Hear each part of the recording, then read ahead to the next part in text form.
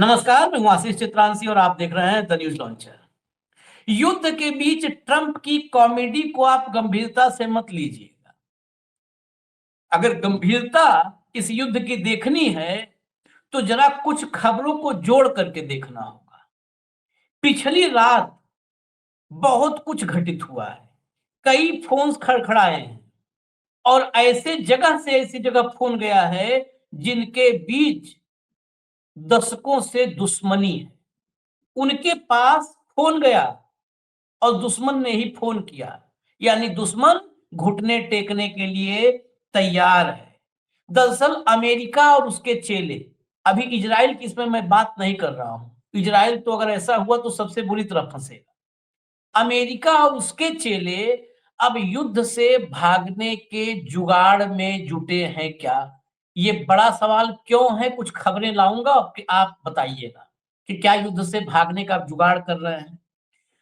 आसिम मुनीर, पाकिस्तान का सेना प्रमुख field marshal Asim Munir Saudi Arab Riyadh पहुंचा है।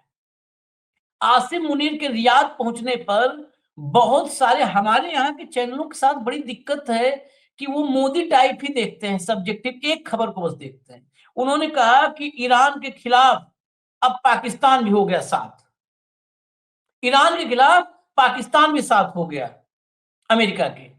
अब युद्ध में शामिल होगा पाकिस्तान। हमारे यहाँ लिखा गया है, आप यकीन करिए, लिखा गया है और सर्च कर लीजिए, और बहुत बड़े-बड़े टॉप के चैनलों पर। तो मुनीर पहुंचा है। अब आगे हम चर्चा में समझेंगे कि ये मुनीर पहुंचा है, क्यों पहुंचा है, क्योंकि ये ईरान के लगातार टच में है। पाकिस्तान में ईरान के समर्थन में बहुत भयंकर पद प्रदर्शन हो रहा है और अब तक वहां पर 50 के करीब मौतें हो चुकी हैं। इसके अलावा पुतिन ने रात में ईरान से बात की है, ईरान के राष्ट्रपति से बातचीत की है, और उससे भी बड़ी बात सऊदी अरब ने ईरान से बात की है। बैकडोर जो बातचीत होती है ना, बैकडोर चैनल से, उसके जरिए सऊदी अरब ने ईरान से बात की है। ईरान और सऊदी अरब की प्रतिद्वंदिता के चक्कर में ही खाड़ी में सारा दिक्कत। अगर सऊदी और ईरान एक हो जाते तो अमेरिका खाड़ी में एंट्री नहीं कर पाता। अब सऊदी ईरान से बात कर रहा है तो इसके मतलब समझिएगा, सऊदी अमेरिका का चेला है। अमेरिका चौतरफा प्रेशर में है, एक तरफ कंगाल हो रहा है और दूसरी तरफ ईरान अब इतनी भी उसको लिवरेज देने के लिए तैयार नहीं है। अब लगातार धमका भी रहा है और मिसाइलें भी बरसा रहा है। लाइए इन खबरों को समग्रता से जोड़ के देखिएगा और आप ही निष्कर्ष निकालिएगा, हमारी बात न मानिएगा। भाव को जोड़िए, मैं एक एक खबर आपको जरा दिखाता हूँ, सीक्वेंस में देखिएगा और सीक्वेंस में समझिएगा। स्वागत है भाव। भैया लाइए खबर लाइए। पहली खबर ये देखिए, यहीं से शुरुआत करेंगे। आईआरजीसी का new generation missile system, new generation Islamic revolutionary guard corps ने ऑपरेशन टू प्रॉमिस 4 की 23वीं लहर शुरू करने की घोषणा की है। कल हम शाम में जब आपके पास खबर लाए थे तो 22वीं लहर थी, अब 23वीं लहर की घोषणा कर दी है।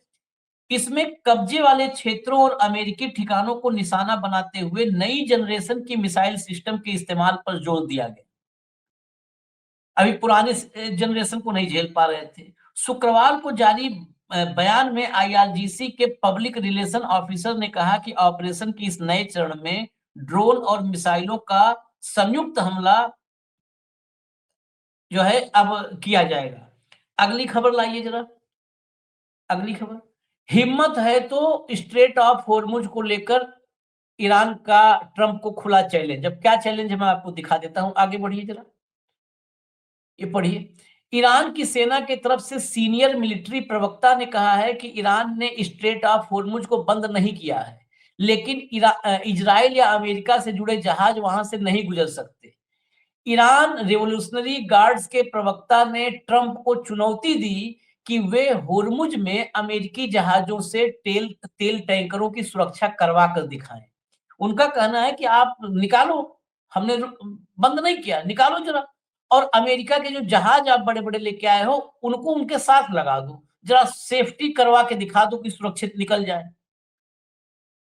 अब आगे चलिए, इसके बाद चलिए, इसके ईरान के साथ जारी युद्ध में हमने आपको पिछले कार्यक्रम में बताया था, जब देखिए 100 घंटे में करीब करीब $4 अरब खर्च हो चुका है। बस आगे बढ़ जाइए। इतने बता था कि अमेरिका का प्रेशर, ईरान का एग्रेशन और रूस का इन्वॉल्वमेंट। अमेरिकी खुफिया जानकारी से परिचित 2 अधिकारियों के अनुसार रूस ने ईरान को ऐसी जानकारी दी है जो तेहरान को क्षेत्र में मौजूद अमेरिकी युद्धपोतों, विमानों और अन्य संसाधनों पर हमला करने में मदद कर सकती है। अब देखिए रूस की एंट्री होती है। अब सीएनएन का ट्वीट लाइए। Russia is providing, CNN top media house दुनिया का, Russia is providing Iran with intelligence about the location and the movement of US troops, ships, and aircraft.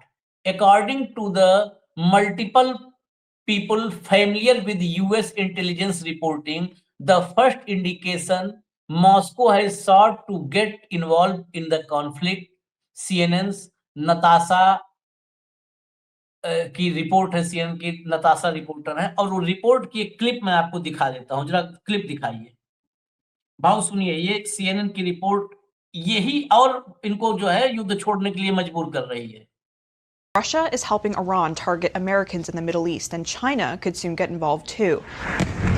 We're told by multiple sources that Russia has been providing Iran with intelligence about the locations and movements of American troops, ships, and aircraft, marking Moscow's first known involvement in this war. Now, it's hard to say just how important the Russian intelligence has been to the Iranians, but several Iranian drones have hit locations where U.S. troops have been in recent days, including in Kuwait, where 6 American service members were killed by an Iranian drone on Sunday. China could also be getting ready to help Iran financially and with missile components, according to our sources, but they have been more cautious in their support for the regime. CNN की report ये है। अब यही सवाल America के राष्ट्रपति Donald Trump से पत्रकार ने किया, इसीलिए मैं सीक्वेंस कह रहा हूं, गौर से देखिएगा। और ट्रंप की हालत वही हुई है जब अमेरिका में मोदी से अडानी पर सवाल किया गया था, तो याद कीजिए क्या हुआ था, ऐसे ऐसे हाथ करके कैसे कर रहे थे। वही स्थिति करीब करीब आप ट्रंप की देखेंगे। लाइए भैया, अब ट्रंप के दर्शन करवाइए। Thank you, President Trump. It sounds like the Russians are helping Iran target and attack Americans now. That's an easy problem compared to what we're doing here. I mean, but can I be honest? It's just, I have a lot of respect for you. You've always been very nice to me. What a stupid question that is to be asking at this time. We're talking about something else. Can we keep this maybe a little bit? Go ahead, please. सुने बाबू, इससे ये पूछा कि Iran को मदद कर रहा है क्या अमेरिका, कह रहा है कि जो हम बात कर रहे हैं उससे इतनी छोटी बात करो, स्टूपिड क्वेश्चन, फलान ढिमकान, मतलब सब कुछ नहीं, पहला तो कहा कि आप तो मेरे साथ बहुत अच्छे संबंध है, आप तो, मैं तो आपको अच्छा मानता हूं, लेकिन ये क्या स्टूपिड सवाल पूछा। वो क्या है? अभी तो कोई अभी इसी पे बात करें हम, ईरान पे। अरे बात ही ईरान के युद्ध पे हो रही है। हाँ। अब उसमें रशियन लॉजिस्टिक आ रहा है, तो वो रशियन लॉजिस्टिक आपका गले में आ गया, आपका रशियन का लॉजिस्टिक एक्सेप्ट करने में। नाम सुन के भड़क गया। जबकि ये बार बार हम पिछले 3-4 दिनों से हम ये लगातार ये भी कह रहे हैं कि इनको कहीं ना कहीं चाइना या रशिया कहीं से तो भी लॉजिस्टिक मिल रहा है, जो इतना सटीक मार कर रहे हैं, प्रिसाइज मार। एम्बेसी तो एम्बेसी उड़ती है, सीआईए क्वार्टर तो सीआईए हेडक्वार्टर उड़ता है, इधर नहीं, थोड़ा सा भी उधर नहीं। आपने देखा होगा कि एम्बेसी कितने बिल्डिंगों के बीच में थी। हाँ, हाँ। बराबर एम्बेसी हिट हुई है। तो कहीं ना कहीं तो इतना इनपुट मिल रहा है, और इनपुट देने वाले कौन है? 2 देश जो पूरा इनपुट दे सकते थे। पाकिस्तान को पूरा इनपुट दिया था चाइना ने ऑपरेशन सिंदूर में। ये तो दुनिया की घोषित चीजें हैं। फिर क्या ये इनपुट रशिया और चाइना दोनों मिलकर दे रहे हैं? और कहीं ना कहीं तो इनपुट मिल रहा है, नहीं तो इतना प्रिसाइजली हमले कैसे हो सकते हैं? ईरान को टेक्नोलॉजी भी मिल रही है इनसे। याद कीजिए एक ट्वीट डिलीट करवाया था, ट्वीट एक्स से डिलीट हुआ था उमा शंकर का, जिसमें एक ड्रोन जो है एक ड्रोन जो गिरा चाइनीज, था made in China, made in China, China का ये था वो। यूएस का प्लेट अंदर, उसका रसिया का प्लेट लगा रशिया था, का प्लेट अंदर था, हाँ बराबर। प्लेट अंदर लगा हुआ था सारा। चीन भी मदद कर रहा है, रूस भी। ये बौखलाहट बता रही है कि अब ये युद्ध किस डायरेक्शन में जा रहा है, ये बौखलाहट। इसीलिए इसलिए मदद कर रहे हैं कि ईरान ने हमेशा रशिया और चीन की मदद की है। हाँ, रशिया का आज भी कर रहा 80% तेल ईरान से आता है, आज भी आता है। हाँ, तो फिर चाइना ईरान को मदद नहीं करेगा? हर आदमी एहसान फरामोश थोड़ी होता है भारत जैसा। हाँ। जरा जरा आगे आगे बढ़िए, जो मेन चीज है ना, अब उस पे आते हैं। ये सब तो लिंक है, ये मेन चीज पर आइए। ये देखिए आप, मिडिल ईस्ट, ये हमारे यहाँ भी खबर, इसका इसका जो एनालिसिस है हमारे चैनलों पे, वो ये है कि पाकिस्तान अमेरिका के साथ युद्ध में ईरान के साथ शामिल होगा। मिडिल ईस्ट जंग के बीच रियाद पहुंचे Pak army chief Asim Munir, Saudi रक्षा मंत्री संघ की अहम बैठक। खबरें हम यही सबसे ले रहे हैं, लेकिन उस खबरों को खाली लिंक देखिएगा। सऊदी पहुंचे हैं और रक्षा मंत्री के साथ अहम बैठक किए हैं। ये आसिम मुनीर ट्रंप के साथ लंच कर चुके हैं। आसिम मुनीर अमेरिका के बहुत विश्वस्त सहयोगी हैं, इस सब में कोई दो राय नहीं है। सऊदी रक्षा मंत्री प्रिंस खालिद बिन सलमान बिन अब्दुल अजीज और पाकिस्तानी आर्मी चीफ आसिम मुनीर ने रियाद में उच्च स्तरीय बैठक की है। इस दौरान ईरानी हमलों की निंदा की और क्षेत्रीय सुरक्षा को मजबूत करने पर चर्चा की। हो गया।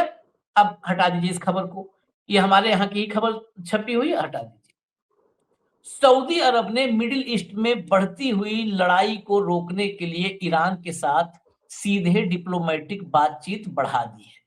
ये किसकी खबर है? राइटर्स की। न्यूज एजेंसी राइटर्स के मुताबिक सऊदी अधिकारियों ने हाल ही में तेहरान के साथ अपने डिप्लोमेटिक बैक चैनल का ज्यादा तेजी से इस्तेमाल किया है। सोर्स तो कभी भी जब राइटर्स का, सीएनएन का होता है तो ही हम उसको लाते हैं, बाकी तो सब हवा हवाई अंदर की खबरें। राइटर्स के मुताबिक बैक चैनल बातचीत तेज कर दिया ताकि तनाव कम किया जा सके और पूरे इलाके में जंग को और बढ़ने से रोका जा सके। सऊदी अरब गया आसिम मुनीर। क्या आसिम मुनीर को अमेरिका ने कहा जाओ तुम रियाद में बैठो, इन सबको बोलो, क्योंकि हमको फेस बचाना है, इन सबको बोलो, तुम वहां बैठ करके ये करवाओ। कल वो गया है और ये रात में जो है बैक चैनल बातचीत। देखिए उसके बाद ये भाव अगला एक खबर और दिखा दे, और एक खबर आगे चलिए। या उधर ईरान को आसिम मुनीर ने तैयार किया कि इधर हम जा रहे हैं, फोन करवाएंगे तो बात कर लेना। ये देखिए अब ईरानी राष्ट्रपति की पुतिन से फोन पर बात, ताजा हालात पर हुई चर्चा। ईरानी राष्ट्रपति पेजेस्कियान ने क्षेत्र में नवीनतम घटनाक्रम पर चर्चा करने के लिए रूसी राष्ट्रपति पुतिन के साथ फोन पर बात की। ये भी कल रात में हुई है बातचीत, कल रात में, यानी कल रात में, कल शाम पहुंचा आसिम मुनीर सऊदी अरब। सऊदी अरब ने बैक चैनल से ईरान के साथ बातचीत बढ़ाई। ईरान ने पुतिन के साथ बातचीत की। क्या पुतिन से सलाह मशविरा किया? क्या पुतिन को अपडेट किया कि जी ये आ रहे हैं, हाथ जोड़ रहे हैं, गिड़गिड़ा रहे हैं, ये सब क्या भाव? ये मैं खबरों को मैं जोड़ करके समझना देखिए, चाहता इसके पहले आप थोड़ा सा पीछे चलना पड़ेगा। सबसे पहले हमने एक स्टोरी चलाई थी जिसमें एक बहुत बड़ा उद्योगपति और ट्रेडर, सबसे बड़ा उद्योगपति और ट्रेडर, वो बार बार कह रहा था कि हमको इस युद्ध से दूर रहना है क्योंकि हम हाँ। बर्बाद हो रहे हैं बिना वजह से। उसका प्रेशर डेवलप ये हुआ, और जिस हिसाब से अमेरिका के सारे एयर बेसिस और समुद्री जो बेसिस थे वो तबाह हो गए, उसके बाद मिडिल ईस्ट के 14 देशों का विश्वास उड़ गया कि कोई ऐसा आयरन डोम नाम का कोई चीज है जो हमको हमारी सुरक्षा करेगा। जब ये विश्वास उड़ गया और उन्होंने ये भी देखा कि इजराइल जिस अमेरिका के भरोसे लड़ रहा है वो अमेरिका भी मार खा रहा है, इजराइल को नहीं बचा पा रहा है, तो हमारी क्या औकात होगी। उसके बाद जो प्रिंस सलमान का एक सारे लोगों के साथ जो बातचीत हुई 14 देशों के, मिडिल ईस्ट के देशों के साथ, और उन्होंने लगातार ये बात कही कि हमको ईरान के खिलाफ फ्रंट नहीं खोलना है। ईरान ने कहीं गलती से हमको हिट भी किया तो हमको उसका रिटेलिएशन जवाब नहीं देना है, क्योंकि वो इजराइल की बर्बादी देख रहे हैं। वो नहीं चाहते कि इजराइल जैसी बर्बादी होगी, और यहाँ तो इजराइल के पास तो कुछ तो है रोकने के लिए, इनके पास तो कुछ भी नहीं। ये तो बिल्कुल अमेरिका के भरोसे थे, जो अमेरिका के बेस से नहीं बच पाए, आग कान से फूट गए अमेरिका के। तो ऐसे में उन्होंने कहा अब इसका जाना, पाकिस्तान का जाना, देखिए आप, पाकिस्तान रशिया की धुरा है, एक आप एक देख लीजिए, पाकिस्तान, चाइना, रशिया, एक लाइन वो है। दूसरी बात आप ये भी देखिए कि चीन ने अपना एक विदेश मंत्री लेवल का आदमी ईरान भेजा है बातचीत के लिए कि भाई शांति स्थापित करने के लिए, कि शांति हो जाए। उधर रशिया लॉजिस्टिक दे रहा है, रशिया भी चाहता है कि युद्ध रुक जाए। ऐसे में मुनीर का वहां पहुंचना, ये कहीं ना कहीं बैकडोर एंट्री खोलने के लिए एक रास्ता तय करने। मुनीर, क्या मुनीर रशिया का संदेश लेके गया? क्या मुनीर चाइना का संदेश लेके गया कि मूर्खों, पाकिस्तान, अमेरिका के भरोसे मत रहो, बहुत मार खा लिया है, अभी थोड़ा सा सोच समझ के काम लो? क्या ये इसके लिए गया है? मुझे नहीं लगता कि ईरान के युद्ध में अमेरिका खुल के कूदेगा। अमेरिका को अपने लिमिटेशंस पता है, और अमेरिका ऑलरेडी एक फ्रंट अफगानिस्तान से के साथ खोल चुका है। वो फ्रंट, और यदि अमेरिका, पाकिस्तान ने यदि उधर फ्रंट खोल दिया तो ये अफगानिस्तान वाले और एग्रेसिव हो जाएंगे। तो अभी पाकिस्तान एक डिप्लोमेटिकली बात करने के लिए क्या है, पाकिस्तान संदेश वाहक बन के गया क्या? बस सवाल ये है। और संदेश किसका ले जा सकता है पाकिस्तान? पाकिस्तान संदेश रशिया का भी ले जा सकता है, चीन का भी ले जा सकता है। पाकिस्तान संदेश, बड़ी बात नहीं अमेरिका तो का भी अमेरिका का भी ले जा सकता है। हम्म, बड़ी बात हो जाएगी, क्योंकि अमेरिका भी चाहता है कि कहीं ना कहीं ये अब शांति हो जाए, कहीं ना कहीं। क्योंकि यदि वो ईरान के साथ फ्रंट खोलने को तैयार नहीं है और ईरान की इस लड़ाई से उनका ज्यादा नुकसान हो रहा है, तो क्या अमेरिका का कोई मैसेज लेके गया? पाकिस्तान ये मैसेज लेके गया। और यदि अमेरिका को अपने साथी मित्रों को समझाने के लिए किसी की जरूरत पड़ रही है, तो आप समझ सकते हैं कि ईरान का खौफ कितना है। और वो खौफ तब नहीं रहता जब उसकी नेवी भी डूब गई, उसकी आर्मी भी खत्म हो गई, उसका एयरफोर्स भी हवा में उड़ गया। यदि ये होता तो ईरान का खौफ नहीं होता। कुल मिलाकर मामला, मतलब अब मुझे लगता है कि अमेरिका एक सेफ, इज्जत से एग्जिट चाहता है, इज्जत वाली एग्जिट चाहता है इस अमेरिका इस युद्ध से। ये मुझे कम से कम अभी थोड़ा सा दिखने लगा है। लेकिन अब अमेरिका एग्जिट चाहता है नहीं चाहता है, ये अमेरिका पे निर्भर नहीं है, ये ईरान पे निर्भर है कि वो कितना एग्जिट करेगा। उसने ईरान बोला ही यदि था। अमेरिका, भाई उसने तो कहा था कि युद्ध शुरू आपने किया, खत्म हम करेंगे। और खत्म उन्होंने करेंगे। कहा कि जब, देखिए खेमेनेई को मारना, अब पूरे विश्व के आप अखबार उठा के देखिए, सारे संपादकीय उठा के देखिए, हर जगह एक ही टोन है कि खेमेनेई को नहीं मारना चाहिए था। खेमेनेई को मारने से जो बूस्टर डोज आर्मी में आया और उसकी शहादत का बदला लेने के लिए जिस हिसाब से पागलपन की हद से टूट पड़ी है ईरानियन, खासकर आईआरजीसी, उसके बाद तो किसी को संभलते नहीं संभलने लगा है, ये हाल हो गए। मैं आपको बता दूं, इतनी बुरी स्थिति हो गई। मैं, चलिए, जब सेफ एग्जिट चाहिए, कार्यक्रम बड़ा गंभीर है, क्योंकि अब जो है बैक चैनल बातचीत हो रही है ईरान के सामने। ये बेसिकली अमेरिका और अमेरिका के चेलों का गिड़गिड़ाना है, जुगाड़ है कि किसी तरह मुक्ति मिल जाए। और खासकर अमेरिका में कुछ भी वो बहसता रहे ट्रम्प, देखिए बहसू हाँ, आदमी को कोई रोक नहीं सकता, लेकिन जो मिडिल ईस्ट के बाकी देश हैं उनका रुख अब बिल्कुल क्लियर हो चुका है कि वो ईरान के, अमेरिका के चक्कर में ईरान की तबाही का शिकार नहीं बनना चाहते हैं। उनका रुख अब क्लियर है। सऊदी अरब और ईरान की प्रतिद्वंदिता, जो दुश्मनी है, कहीं सर्च कर लीजिएगा, ये मिडिल ईस्ट की सबसे बड़ी राइवलरी। आप छोड़ दीजिए उसको, इजराइल को, इजराइल इस्लामिक कंट्री नहीं है। जितने मिडिल ईस्ट की इस्लामिक कंट्री हैं उसमें ईरान और सऊदी अरब की राइवलरी सबसे बड़ी है। और यही एमबीएस, प्रिंस मोहम्मद बिन सलमान, यही है जो नेतन्याहू के बराबर उतावला था ईरान पर अटैक के लिए, बराबर उतावला था। ये अमेरिका में, ये हेडलाइन भी सर्च करिए, हमने खबर दिखाई थी, अमेरिका जा करके ट्रंप से रिक्वेस्ट करके आया था कि डिले मत किया जाए, ईरान को रोकना जरूरी है, उस पर हमला करो। वही प्रिंस जो है एमबीएस अब बैक चैनल से ईरान से बातचीत कर रहा है। आप इससे समझ लीजिए कि युद्ध कहां खड़ा है।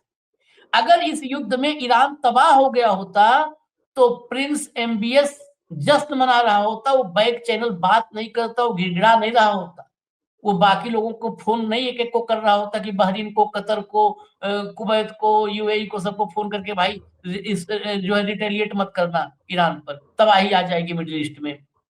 युद्ध की असली हकीकत यही सऊदी अरब का रुख बता दूसरी रहा है। बात लेकिन दूसरी बात हॉर्मुज ब्लॉक होने से इन सभी देशों की दुकानें बंद हो गई।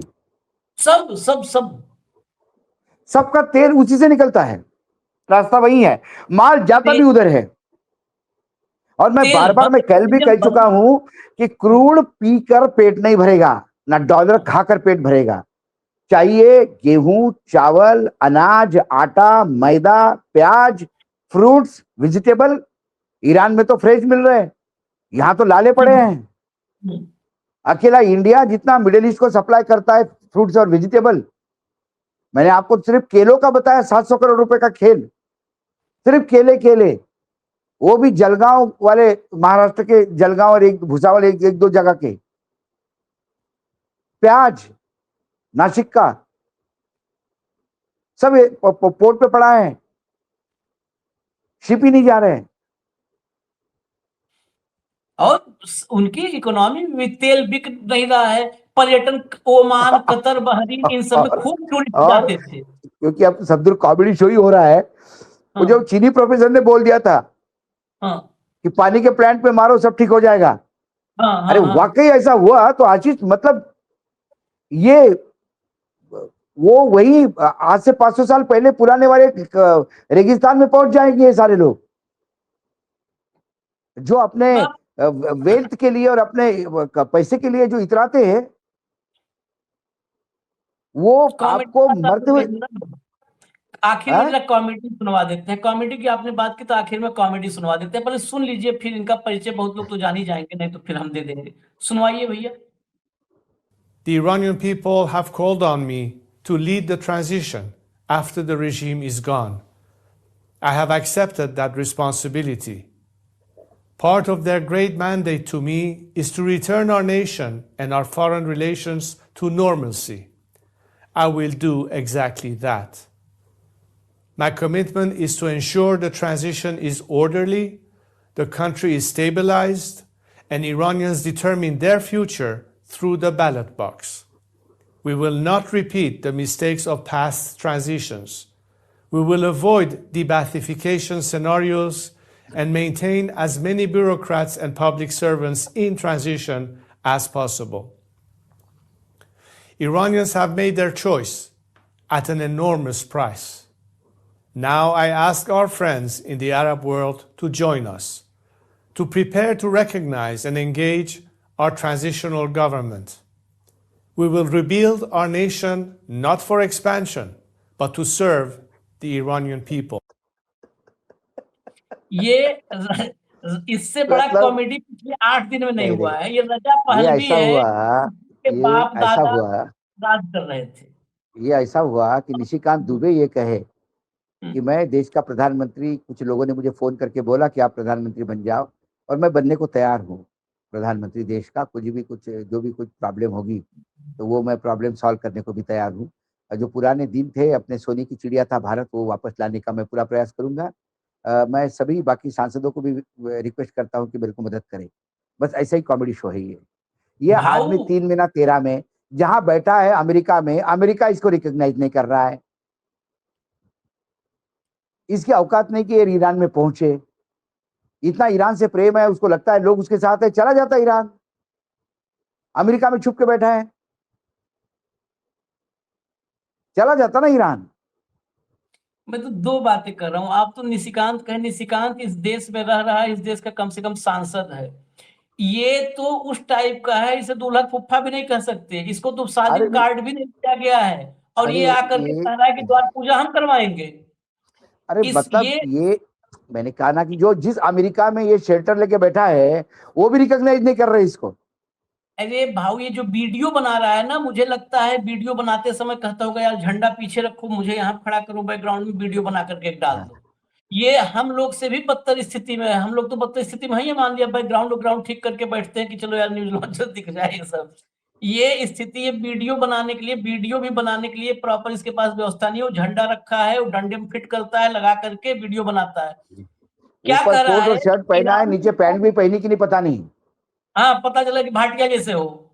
भाटिया जैसे हो गया, गौरव भाटिया जैसे। तो ये जो है कह रहा है कि ईरान से लोगों ने फोन किया है और मैं ट्रांजिशनल गवर्नमेंट को लीड करने के लिए तैयार हूं, मैं लीड कर रहा हूँ। नहीं, मैंने एक्सेप्ट कर लिया है, बताइए, एक्सेप्ट ही नहीं कर लिया उसने। आप पूरा सुनिए, उसने अपने आप को घोषित कर दिया है।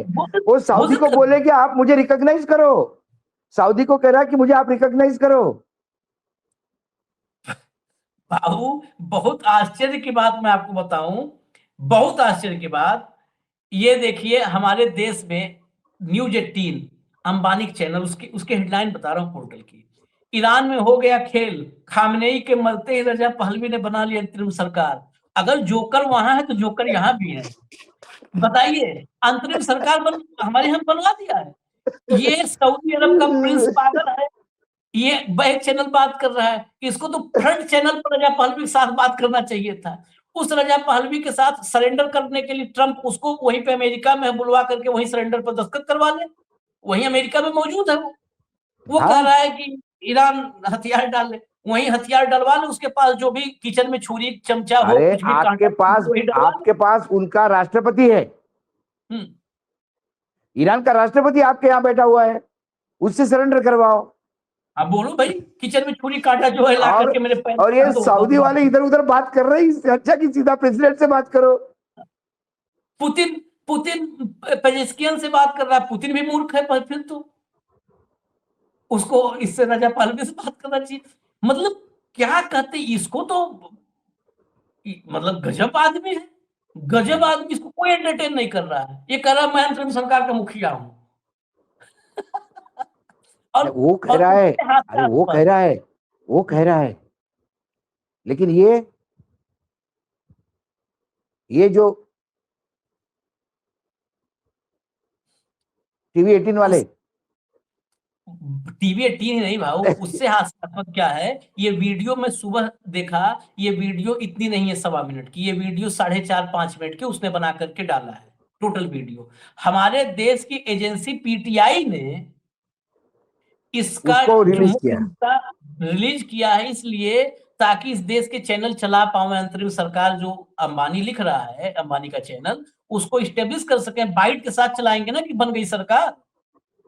ये कराची पर कब्जा वाले अब ईरान में सरकार आज बनाएंगे। खैर, इजाजत दीजिए, खबरें और भी है, बहुत महत्वपूर्ण है। ये तो रजा पहलवी की कॉमेडी थी, उस पर ध्यान मत दीजिए, उससे पहले की महत्वपूर्ण ये है कि पाकिस्तान के फील्ड मार्शल मिडिल ईस्ट में है, खबर वो है। ये जोक था, वो जैसा फिल्मों में एक महमूद और जॉनी लीवर का कैरेक्टर है, तो ये आज के हमारे एपिसोड में जॉनी लीवर, जिसको सुना आपने, कॉमेडी। जॉनी लीवर तो कम से कम कुछ ऑथेंटिक कॉमेडी करता है, तो मोदी भोली कॉमेडी कर रहा था, बहुत भोली। चलिए इजाजत दीजिए, फिर आते हैं अगली खबर लेकर के। बहुत महत्वपूर्ण अगली खबर भी है, वो भी लेकर के आ रहे हैं। धन्यवाद भाऊ, बहुत बहुत धन्यवाद, नमस्कार।